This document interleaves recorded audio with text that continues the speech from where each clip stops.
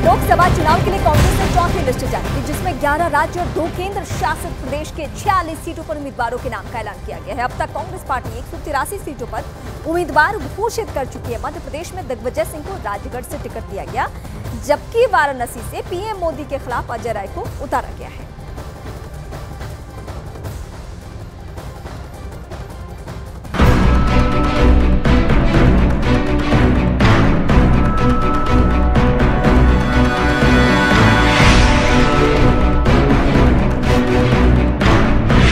कांग्रेस की चौथी लिस्ट में दिग्गजों पर दांव। वाराणसी से अजय राय, राजगढ़ से दिग्विजय को टिकट।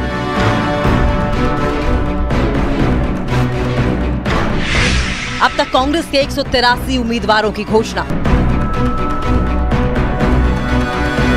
कांग्रेस ने लोकसभा चुनाव के लिए 46 उम्मीदवारों की चौथी लिस्ट जारी कर दी है। कांग्रेस की चौथी लिस्ट में कई दिग्गजों पर दांव लगाया गया है। वाराणसी से प्रधानमंत्री नरेंद्र मोदी के सामने उत्तर प्रदेश कांग्रेस के अध्यक्ष अजय राय को उतारा गया। महाराष्ट्र के नागपुर से केंद्रीय मंत्री नितिन गडकरी के खिलाफ विकास ठाकरे को उम्मीदवार बनाया गया।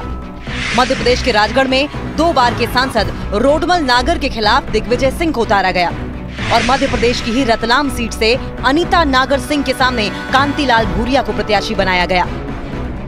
कांग्रेस अब तक लोकसभा चुनाव के लिए 183 उम्मीदवारों की घोषणा कर चुकी है।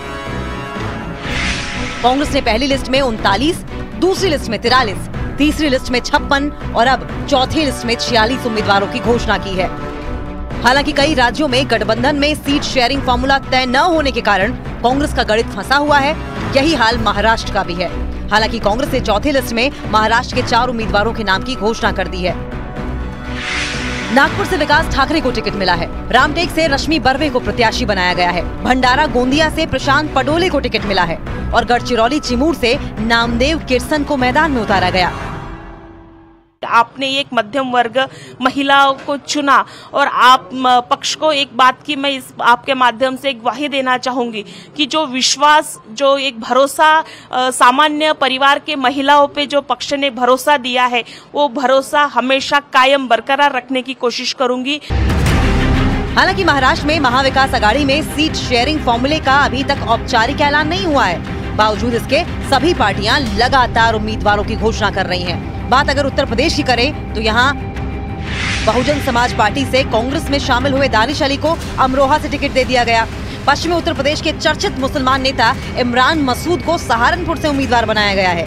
उत्तर प्रदेश की बाराबंकी सीट से तनुज पुनिया को टिकट दिया गया।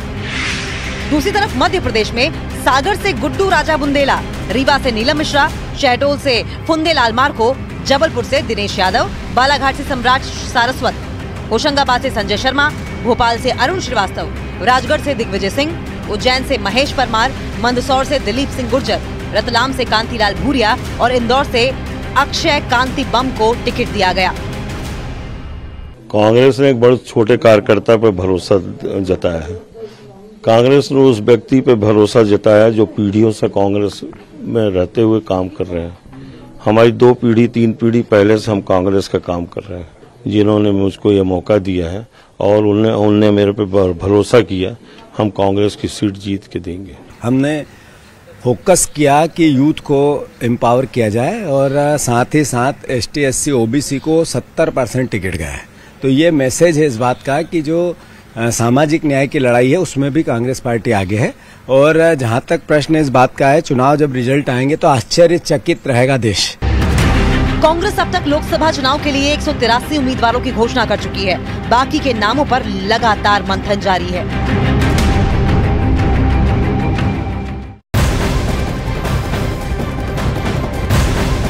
बिहार से इस वक्त बड़ी खबर है। जेडीयू ने बिहार की 16 सीटों के लिए अपने उम्मीदवारों के नाम का ऐलान कर दिया है। पार्टी के पूर्व अध्यक्ष लल्लन सिंह को जेडीयू ने मुंगेर से लोकसभा उम्मीदवार बनाया। इसके अलावा 2 मौजूदा सांसदों का जेडीयू ने टिकट काटा है।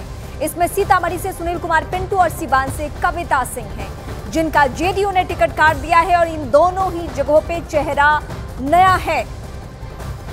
हालांकि पुराने चेहरे को रिपीट किया गया है, उन्हीं पर भरोसा किया गया है। जो कुछ फेरबदल हुआ है वो इस वक्त हम आपको बता रहे हैं, जिसमें शिवहर भी वो सीट है जहां पे ये बीजेपी की सीट हुआ करती थी। बीजेपी ने अपने सिटिंग चेहरे को हटाकर ये जेडीयू को सीट दिया और लवली आनंद को, आनंद मोहन की बीवी को वहां पे एडजस्ट किया गया है।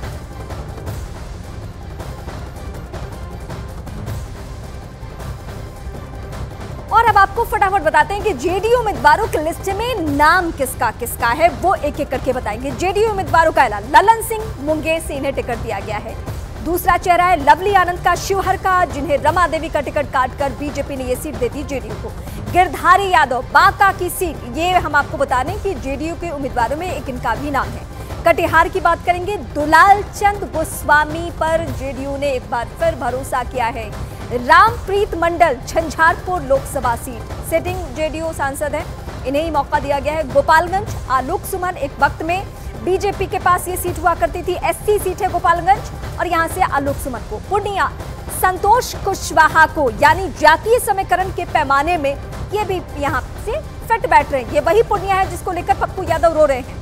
वाल्मीकि नगर सुनील कुमार को यहां से मौका मिला है जेडीयू की तरफ से। बहुत दिलचस्प होगा जब विरोधी दल इन सीटों से किसको उतारते हैं इन चेहरों के सामने।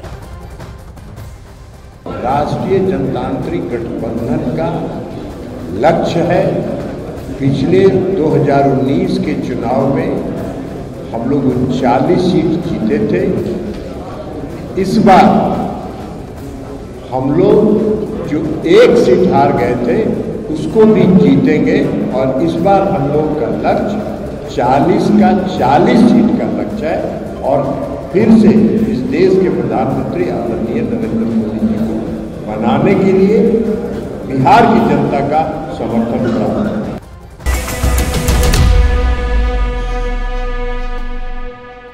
लेकिन बिहार में कौन दिलचस्प लड़ाई है। बिहार में कांग्रेस और आरजेडी के बीच सीट बंटवारे पर जबरदस्त इस वक्त युद्ध की स्थिति है। अभी तक सीट शेयरिंग पर सहमति नहीं हो पाई है। सूत्रों के मुताबिक आरजेडी कांग्रेस के बीच कटिहार, पूर्णिया, सासाराम, औरंगाबाद, भागलपुर लोकसभा सीट पर खींचतान की स्थिति है। आरजेडी कांग्रेस को 8 सीट देने को तैयार है। सूत्रों के मुताबिक कांग्रेस 9 सीट और मन माफिक सीट की मांग पर अड़ी हुई है। बड़ी बातें एक एक करके हम आपको बताएंगे कि इस वक्त क्या स्थिति है। दरअसल वो सीट जहां पे बड़े और हाई प्रोफाइल चेहरे हैं कांग्रेस पार्टी के, उन सीटों पर भी आरजेडी ने अभी ही अपने प्रत्याशियों को सिंबल दे दिया है। आज तेजस्वी पहुंच रहे हैं दिल्ली में बातचीत से क्या ये पेच सुलझेगा या ये पेच बरकरार रहेगा, ये बहुत दिलचस्प पहलू है। आरजेडी और कांग्रेस की खींचतान अब यहां तक आ चुकी है। जातीय समीकरण की तैयारी अगड़ों पिछड़ों के हिसाब से इस तरीके से लालू प्रसाद यादव कर रहे हैं कि अगर उन्हें लगता है कि यहाँ कांग्रेस का कोई दावेदार है, मजबूत चेहरा है, फिर भी फर्क नहीं पड़ता है और वो वहां से सीधे एक जातीय समीकरण के हिसाब से चेहरा उतार दे रहे हैं। ललन सिंह के सामने अशोक महतो की नवविवाहिता पत्नी को टिकट दिया गया है, जो कि एक जातीय एंगल ही है। इसके अलावा पूर्णिया से देखिए पप्पू यादव ने अपनी पार्टी तक का विलय कर दिया कांग्रेस में और पूर्णिया से आरजेडी ने अपने प्रत्याशी की घोषणा कर दी। इसी तरीके से बेगूसराय वो सीट है हाई प्रोफाइल सीट और वहां भी कन्हैया को टिकट दिया जाना था, लेकिन कन्हैया को वहां से भी टिकट नहीं मिल रहा है। बिहार में आरजेडी और कांग्रेस के बीच पूर्णिया सीट पर विवाद बढ़ता ही जा रहा है। खबर के मुताबिक बीमा भारती को पूर्णिया से चुनाव लड़ाने के फैसले से कांग्रेस बेहद नाराज है। आरजेडी ज्वाइन करने वाली विधायक बीमा भारती ने दावा किया है कि वो पूर्णिया से ही चुनावी मैदान में उतरेंगी। कांग्रेस में शामिल हुए, कांग्रेस में अपनी पार्टी विलय करके शामिल हुए पप्पू यादव ने कहा कि मर जाएंगे लेकिन पूर्णिया नहीं छोड़ेंगे। जब कल बीमा भारती और तेजस्वी यादव की ये तस्वीर सामने आई तो पप्पू यादव की 2 लाइन की एक ट्वीट आई। हम अपने पुराने घर में आपस हम आ गए और अब जो है कि इस्तीफा दिए हैं। हमारे जो नेता जो लालू प्रसाद जी हैं, तेजस्वी जी हैं, पूर्व मुख्यमंत्री राबड़ी देवी हैं, सभी का आदेश होगा, उनका पालन करेंगे और टिकट मिलेगा तो लड़ेंगे चुनाव। जनता का ही दुलार प्यार से आए, कोई नई बात नहीं है। 2000 ईस्वी से लगातार विधायक से जीतते आ रहे हैं रुपौली से और मौका मिलेगा तो लोकसभा से मजबूती के साथ पूर्णिया से हम जीतेंगे। हमने सारी बात बता दी है और मैं आज भी कह रहा हूँ, मैंने कल ट्वीट भी कर दिया है कि पूर्णिया दुनिया छोड़ देंगे, पूर्णिया ना छोड़ेंगे। इसीलिए जो भी दायित्व, जो भी जिम्मेदारी नेतृत्व देगी उस कर्तव्य का निर्वहन करेंगे। विश्वास मेरे लिए सबसे महत्वपूर्ण है, पद नहीं। बिना पद के भी कोरोना और पटना के बाढ़ में लोगों की सेवा की है। चुनाव लड़ना होगा तो सिर्फ पूर्णिया से लड़ेंगे, कहीं और से।